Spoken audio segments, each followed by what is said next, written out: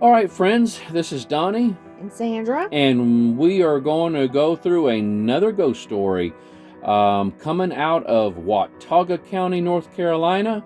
We are staying at Grandfather Campground. Grandfather Campground, which is about 15 minutes from Grandfather Mountain. Now, Grandfather Mountain is in Avery County. Avery County. We was at that county on our last trip, and but if we actually let me just say this: there's two ghost stories that came from this county. The other one is called the Demon Dog of Valle Crucis. Now, that Valle Crucis is Valley of the Cross, and so if you get a chance, check out that ghost story. But I actually located two ghost stories out of Watauga County, and this one right here is very interesting, the one we're about to go into, because there seems to be a really significant history on this one here that's quite sad.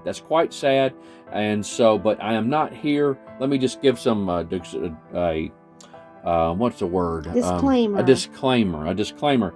I'm not poking fun or making light of anything that I'm about to talk about. It's a quite serious thing, and I will have some end remarks at the very end of it. But this one here is called the Ghost of East Hall. The Ghost of East Hall. And it goes on to say, East Hall is an unimposing dormitory on the campus of Appalachian State University. Its red brick walls and grayish-white interiors don't make it seem any different than any other student dumping ground in America. But according to the residents who lived there, it says lived here, but I'm just going to say lived there over the years, it's the home to many bizarre occurrences. The story begins in the early 1960s when Appalachian State was still Appalachian Teachers College. East Hall is U-shaped and built into the side of a steep hill, and consequently, two of the wings have 3 stories, while the oldest wing in the building has 5. It's on the lowest floor of the 5-story wing, a level known as the basement, that a young student tragically took her own life. The cause of her suicide is not remembered. Maybe it was an unhappy love affair. Maybe it was just the endless Boone winters getting her down. Whatever the reason, one morning her body was discovered hanging from a long silk scarf in the basement restroom. Ever since then, the whole wing of East Hall has been a center of strange and unnatural activity. Students living in East report hearing faint, whispered voices when walking in the hallways. Some students have said that they've woken in the middle of the night to see strange balls of light hovering near the ceiling of their dorm rooms. I guess that would be like orbs. Mm-hmm. There's at least one report of a student being pushed over by the ghost. The young man said that he was walking on the 3rd floor of the East Hall on his way to the bathroom when he said he heard a voice coming from nowhere saying something that sounded like, "My dorm." As soon as this happened, he experienced what felt like a hand pushing against his forehead, and said that his legs kept moving forward, but his head was being held in place and he toppled over backwards. But the strongest presence of the spirit seems to be in the basement, particularly in a narrow room that adjoins the bathroom where the young woman died. Many students have reported feeling unusual cold spots when moving through the basement. Others have reported being alone in one of the basement rooms, but feeling a strong sense of presence as if there is someone else in the room with them. Many students have also reported seeing a strange glowing blue mist in the basement, roughly the size of a human being. This glowing mist is said to be seen moving through the basement. passing through walls, and always returning to the small bathroom that was the scene of the tragedy. An intense feeling of anger and malevolence is said to accompany the appearance of the mist. Whatever is inhabiting East Hall, it seems to be having an effect on everyone who lives there. East Hall has a reputation for being a hotspot for student breakdowns and mental health problems. Students who live in the dorm exhibit a bizarre variety of eccentric and even psychotic behaviors. The campus mental health services keeps a quiet watch on the students in this dormitory and is always on the lookout for the first signs of someone going east. And so that is the story of the East Hall, the ghost of East Hall, the way they have it on NorthCarolinaGhost.com. Now, this is some extra information that I have learned about this. And this information I found out in June of 2023. This is when I found it. It appears that the East Hall has been demolished. Now, it's no longer in existence, along with other areas. Now, what I found, the halls that were being, now this happened in they were scheduled to be demolished from 2019 to 2021. From summer to summer. Whenever I guess the school started, they would break from the demolition, and so I don't know for what reason, maybe safety reasons or what have you. But by the summer of 2021, they were gone. They were gone, from what I understand. And so, but it was the Bowie, Coltrane, Eggers, Gardner, Winkler, Justice, and East halls. Those halls were set to be demolished, so it's no longer exists. It's gone. Now, there is a Facebook page that they devote themselves just to the hauntings of East Hall, just at East Hall. That's all it is. It's called the Haunted East Hall Facebook group. For anybody that's out there that wants to take a look at it, the Haunted East Hall Facebook group.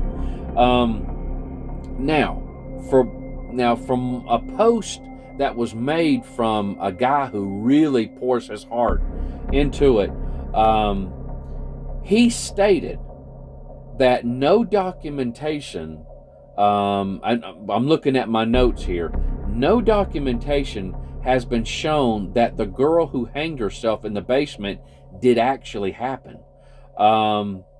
There's no documentation. There's no history. There's nothing that anybody can grab at to say, yes, right here it happened on this date. This is who she is. There's nothing. They don't have. Possibly just an urban legend. It could be just something somebody just made up. But they have no idea where it came from. And if it did happen, who was she? But there's nothing. So there's nothing to prove it didn't happen, and there's nothing to prove that it did happen. It was just something that's been kind of just passed down. Now, there were two names. There was two names that were brought up. One of them is a Jenny. That was a Jenny. Now, Jenny died off campus. She died off campus. And there was one individual that they can prove lived there. They can prove did commit suicide in the dorm. And it is an actual person, and it's a historical actual event. That young man's name was Lacey Dean Everett. Lacey Dean Everett. He did actually live there, and he actually he died. He died. And so what I'm going to do is I'm just going to I'm going to give you I'm kind of piecing together information that I found on this. It was quite extensive.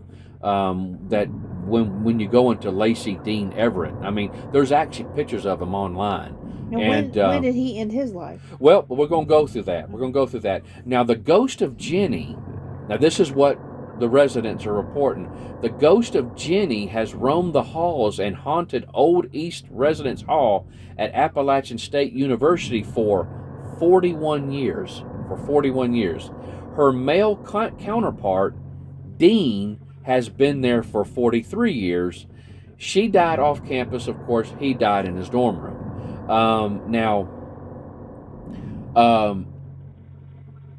It says here that Dean's body, now I'm just going from my notes here, Dean's body was found September 29th, 1977. September 29th, 1977. He's a good-looking kid, too. It just... He wasn't there long, though. It says... you said when, October? There what? When did you say? September 29th, 1979. School just started. Yeah, he wasn't there long. I want to say about 5 weeks. Mm-hmm. About 5 weeks. And they really don't know why he did it. He did leave a suicide note. Mm-hmm. I do know what is on the suicide note, and I won't say what's on the suicide note. Let's just say that I got to honestly admit, when you read the suicide note, it's like it wasn't no big deal. He was just kind of just checking out, and that was it. And he gave some instructions and told how he wanted people to remember him, and that was about it. He didn't give any, from what I understand, nobody said that he said anything else in the suicide note. He didn't elaborate on anything else. But it says Mr. Shove also dispelled a few myths. He was the first one to feel for a pulse. We're talking about Dean here. And moved what had happened is he had shot himself with a .22 caliber. Now, if he would have shot himself just right, he would have easily survived that. But you could still do some damage with a .22 caliber. It's not a big gun. It's not a big gun. You know, some people go hunting squirrels. I went hunting with somebody. We went squirrel hunting with a .22. And you just don't do a whole lot of damage, but to a little small squirrel, I mean, that's enough to do them in. But at any rate, he found a gun, which was a .22 caliber, and it appears that Dean just held it up to his temple on his head and shot himself. And but he felt no pulse, and so they eventually, supposedly, there was a story going around that when they found him, he still had a pulse. But the guy that was first on the scene said no, there was no pulse whatsoever. That was it. It says that the condition of Dean's body indicated that it had been minutes, not hours, minutes. One story that emerged from friends was that he had just got a new job at Thru-N-C Railroad. They thought he was lying there, twirling his gun, practicing tricks, and it went off. Putting the wad from the blank into his head, the whole thing was an accident. The coroner's report dispels this notion. The wound was made at point-blank range to the temple, as indicated by gunshot residue powder burn evidence. A .22 caliber bullet was recovered.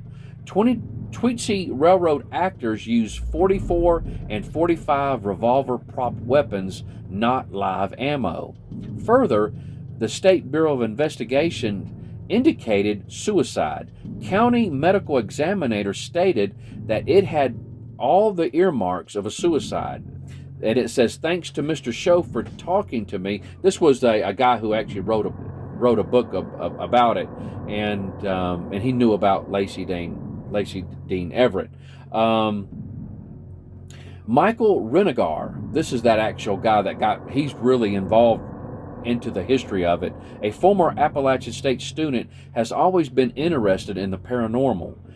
He began to research the life of Everett, and after discovering the truth behind an encounter Renegar had in the fall of 1989 when he worked as a night assistant in the East Hall. It was between midnight and 3 a.m. when he found a girl in the lobby while he was doing his rounds. And this is what his quote was, "I just lost all will to scold her when I saw her face. She looked scared to death," Renegar said. I said, "What's wrong with you?" She said, "There's a creepy guy on the stairs." Renegar said he looked and saw a man with sandy blonde hair going up the stairs. I said, "Hey," and I took off after him.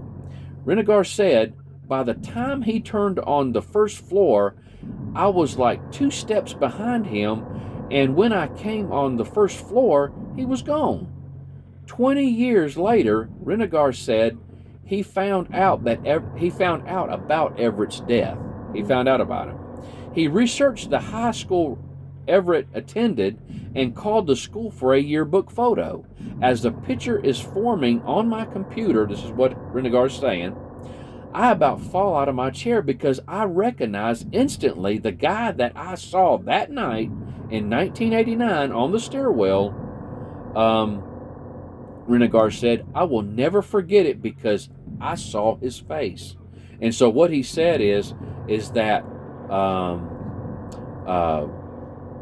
that was him. That was him. He's saying that Lacey Dean Everett was that ghost. And so, but guys, that's all the information that I have. Again, if you want to go onto that Facebook group, it's called Haunted East Hall Facebook group. Haunted East Hall Facebook group. It's still up. As of June 2023, I actually saw it myself. I've been able to glean from Michael Renegar's information that he put on there. From what I understand, he's an author. And he's really into the paranormal, and so they do have photographs of Lacey Dean Everett on there, and so but they actually went to his grave site also, so they could validate even further. And so out of the supposed suicide that actually happened there in the past, before it was demolished, Lacey Dean Everett was the only one that they could verify that actually really did happen. So, are they going to rebuild East Hall? I'm or not sure. There, or since they demolished it, or I don't know. I think they were wanting to just redo the buildings. It's gone though. I actually saw the pictures itself, and so we'll share. I'm gonna share some of those. On this post here, on this actual video here, but. He, as far as suicide though, let me just say this. It's a very serious thing. And so let me just encourage anybody out there who may be contemplating such an act that please reach out to somebody. I think one of the hardest things that whenever I've talked to people that either their son or somebody in the family has committed suicide, it's the people that's living that feel the guilt. Mm-hmm. They just feel that if they just would have known, they just could have, they could have helped them out. They feel, what didn't I do? Did I fail in noticing a sign or a symptom? And so the people that are alive really go through a lot of torment. And so, it's, but when somebody gets into the mindset where they want to commit suicide, they think that the world would be better if they just weren't around, and they just don't realize the impact of them not being around, of how it haunts those that are living that loves them. Mm-hmm. And so, but let me encourage anybody out there that may be contemplating such an act, please go to somebody that you trust, that is a friend or a family member, and just tell them, hey, listen, I'm struggling, and you'd be surprised just how much help you would get. And so, but reach out to somebody, and because life is so precious, and you just never know the lives that you actually impact, and no matter how little or how much. And so, just a smile to a stranger can mean untold amount of good. Holding a door for somebody, you just would be amazed, how the simple little kindness can go a long way. But guys, we're going to let you go. I know this has been quite lengthy, but again, we are in Watauga County, and we got several more counties coming up with some spooky ghost stories and some urban legends, and you guys be looking forward to them. We wish you the best and happy travels. You guys take care. Good night.